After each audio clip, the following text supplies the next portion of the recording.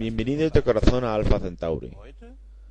Hoy realizo un programa sobre átomos y dólmenes. Sí.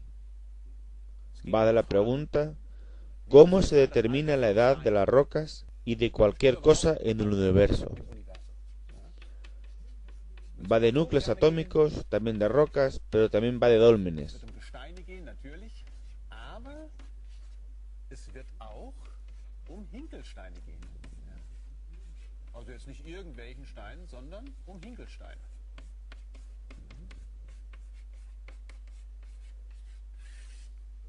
Se trata nuevamente de uno de esos programas que tienen muchas conexiones. Empecemos por lo más fácil, la física. Un núcleo atómico tiene con frecuencia la tendencia a desintegrarse. Todos lo sabemos ya. Sí, es algo muy conocido. También se sabe que la Tierra es muy vieja.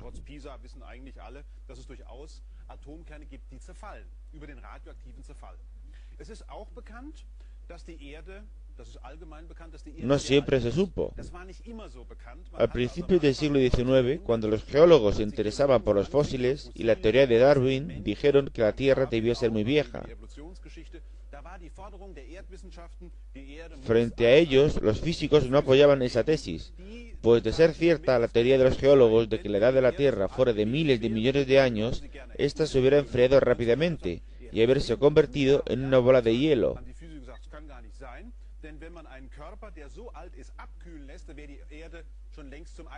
Los físicos pensaban que si la temperatura inicial hubiera sido de 6000 grados, se hubiera enfriado todo enseguida. Nosotros, los físicos, los abogados de las leyes de la naturaleza, pensamos que todo se habría enfriado en un máximo de 100 millones de años.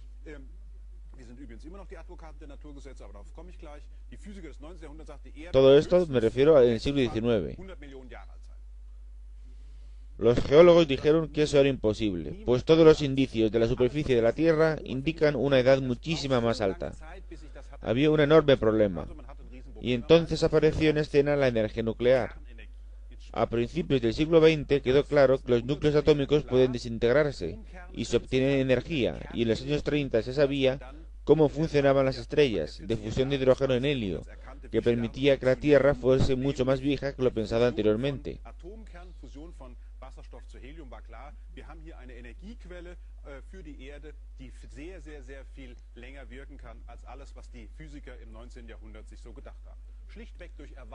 A través de nuevos conocimientos se explica cómo puede ser tan vieja la Tierra, y existe un determinado método que permite determinar con exactitud la edad de las rocas, fuera de toda duda, las cadenas radiactivas.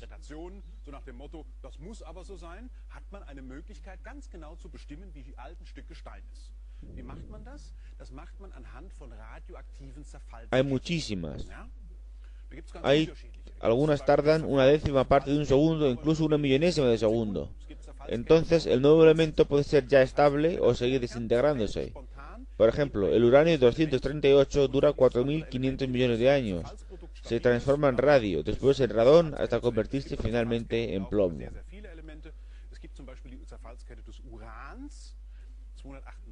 Das dauert 4,5 Milliarden Jahre. Uran zerfällt dann also über Radium, Radon und so weiter, irgendwann bis zum Blei. Lo maravilloso de estas cadenas que emiten a veces de átomos de helio, rayos gamma, etcétera, etcétera, y en cada caso un elemento se transforma en otro, lo maravilloso es que todas estas cadenas tienen un tiempo medio de desintegración.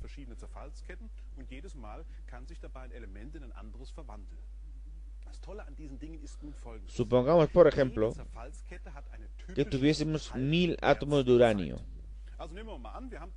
El tiempo medio de desintegración es de 4500 millones de años, es decir, tras ese periodo tenemos solo 500 átomos de uranio, y tras otros 4500 millones de años tenemos otra vez la mitad, 250, etcétera, etcétera. Ahora recordar que es un fenómeno cuántico, es decir, no sabemos qué átomos en concreto se desintegrarán, sino solo la cantidad. Wir könnten nicht vorhersagen, wann einer von denen zerfällt. Quantenmechanische Prozesse, das ist hier der Ablauf, sind grundsätzlich statistischer Natur und da kann man nicht vorhersagen, was passiert. Lo único seguro es que se desintegra la mitad tras el periodo predicho. Eso quiere decir que si tenemos uranio en el laboratorio, Podemos calcular con mucha precisión estas cadenas radiactivas. En el laboratorio es todo muy fácil, pero en una roca puede haber pasado cualquier cosa. Es decir, ¿cómo sabemos en qué parte de la desintegración se encuentra? Si no sé la cantidad que ve al principio, no sé la cantidad que correspondería a la mitad actualmente. Es parecido si tengo en el laboratorio un reloj de arena, en el cual no hay nada abajo.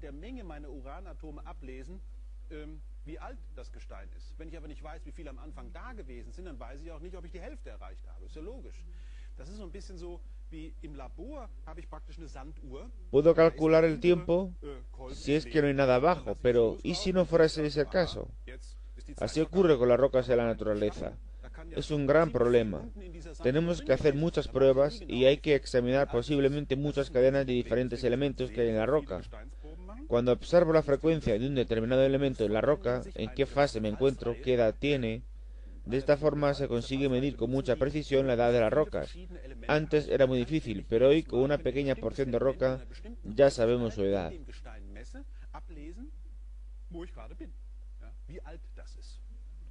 Auf die Art und Weise gelingt es also, Gesteine ziemlich genau auszumessen.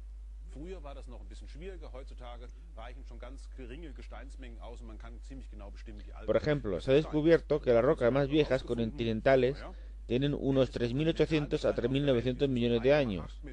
Hemos examinado rocas lunares que son mucho más viejas. Las zonas llanas tienen de 3.000 a 4.000 millones de años, mientras que las montañas lunares tienen del orden de 4.000 a 4.500 millones de años. O sea, podemos deducir que los mares lunares surgieron después, seguramente tras choques con meteoritos que los hicieron fluidos y se han extendido sobre la Luna.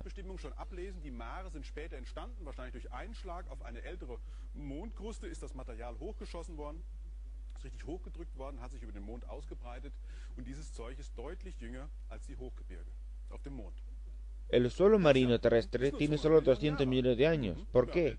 Está claro, por la convección interna de la Tierra, que hace subir material de dentro de la Tierra y luego vuelve a bajar por subducción. O sea, el suelo marino no es especialmente viejo, solo 200 millones de años. Los meteoritos, por el contrario, que impactan en la Tierra, tienen una edad de 4.500 millones de años.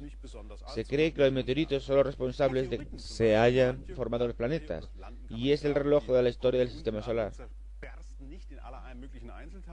Die sind auch so 4,5 Milliarden Jahre alt. Also, Meteoriten ist das Gestein, aus dem man meint, aus dem die Planeten zusammengesetzt worden sind. Das ist also sozusagen die Uhr für das Sonnensystem. 4,5 Milliarden Jahre. Pero, esto mencionando al margen, solo en los meteoritos se han encontrado aluminio 26 y magnesio 26 para los expertos.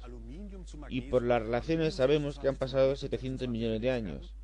Todo esto insinúa que 700 millones de años antes de que se formara el Sistema Solar, tuvo que explotar una estrella que fue la que abasteció del 80 al 85% de los elementos pesados que se encuentran ahora en el Sistema Solar, tras haber presionado la nube inicial. Actualmente se cree que esta estrella tendría una masa de entre 20 masas solares y explotó 700 millones de años tras la formación del Sistema Solar. Tenemos una fila de escalas temporales a nuestra disposición.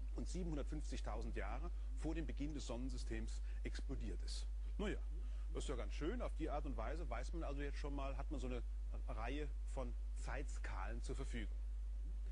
Man macht aber diese Bestimmung, Altersbestimmung nicht. Y ahora vamos a desviarnos un poco del tema. Gracias al método radiactivo, no solo sabemos la edad de las rocas, sino también del material orgánico. Existe un método que se llama carbono 14. Para que lo entiendan, no todos los átomos tienen la misma cantidad de neutrones. Si tienen más de los debidos se llaman isótopos, como en el caso del carbono 14, que es una excepción. El normal es el carbono 12. Este es estable y ya no se desintegra más.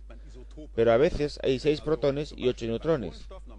El carbono 14, y tiene un periodo de desintegración de 5.730 años. Manchmal, oder es gibt auch Anteile im Kohlenstoff, da gibt es eben 2 Neutronen mehr. Das heißt, da hat man 6 Protonen, 8 Neutronen ist 14. Es decir, tras 5.730 años se ha desintegrado la mitad del carbono 14 en carbono 12. Esa es una escala importantísima para, por ejemplo, determinar la edad de fósiles o material de antiguas civilizaciones. Para los últimos 35.000 años es carbono 14 un método fantástico.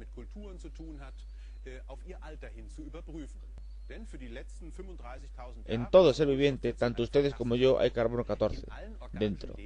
Pero al morir ya no recibe más.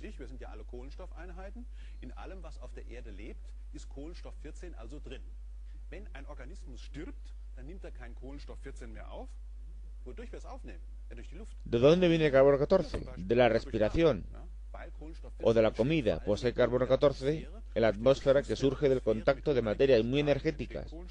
De lo contrario, hubiera desaparecido todo el carbono 14. Tiene que estar constantemente formándose para no desaparecer totalmente.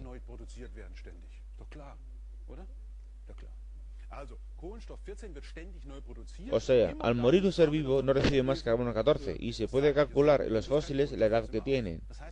Pero hay excepciones. Por ejemplo, se notó que los faraones padres había más carbono 14 que los hijos. ¿Cómo es posible si son más viejos? Por la variación de los rayos cósmicos.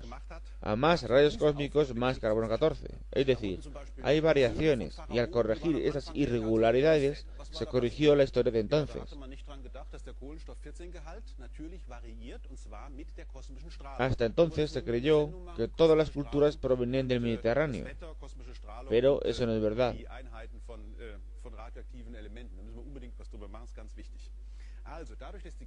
Eso solo fue una interpretación histórica.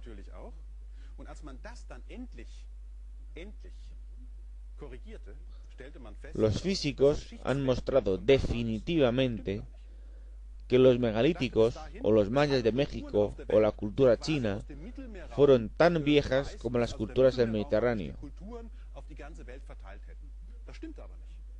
Se fijó por primera vez que los hombres llegaron hace 80.000 años hacia América, y en 1000 años llegaron a la Patagonia. No es mucha distancia para tanto tiempo.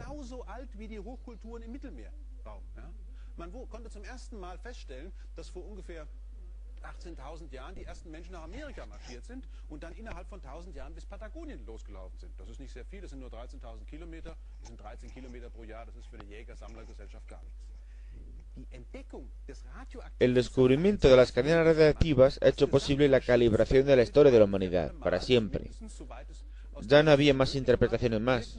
Por ejemplo, aquí tengo un trozo de los indios americanos, mexicanos en concreto, o los incas, y se sabe que son en muchos casos mucho más viejos que en el Mediterráneo. Esto ha surgido realmente. No se necesitaba interpretar más, sino que había material seguro, y de esta forma se ha demostrado que ha habido muchas más culturas avanzadas que no solo en el Mediterráneo.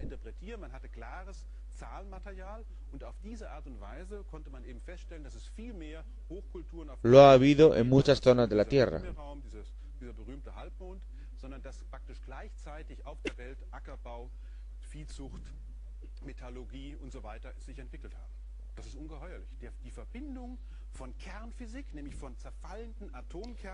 Y la unión entre física, ciencia natural e historia, ciencia humana, me parece una de las más grandes victorias que haya habido nunca en la ciencia.